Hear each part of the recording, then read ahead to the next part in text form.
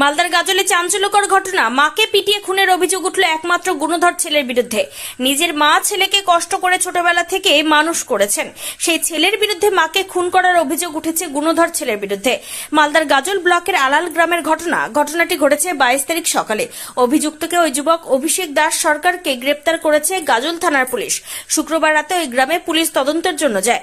সোমবার গ্রাম সূত্রে এমন খবর জানা গিয়েছে। খুনের ঘটনার খবরে এলাকায় ব্যাপক চাঞ্চল্য ছড়িয়ে পড়েছে।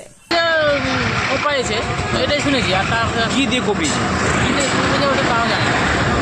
তারপরে শোনা কথাই আসলাম। কি নাম স্বামীটার? নামও জানি না। কি হয়েছে আজকে সকালবেলায় আমার নয়াপাড়াতে বাড়ি আছে, শালগুনাতে বাড়ি আছে। আমি যখন আসি তখন মনে হয় 7:30 নাগাদ বাজে। তো একটা মহিলা বালতিতে জল ভরছে, আর আমি আবার একটুখানি আগালে ট্যাঙ্কিটার কাছে চলে যাওয়ার ওই লোকটা দেখেছি মানে খালি গায়ে কোনো কিছু গায়ে নাই, দৌড়াচ্ছে। তো দৌড়াতে এসে ওই জলের ট্যাঙ্কির ওখানে গিয়ে হাত ধুয়ে তার আগে মহিলাটা বালতিটা থেকে সরিয়ে নিল।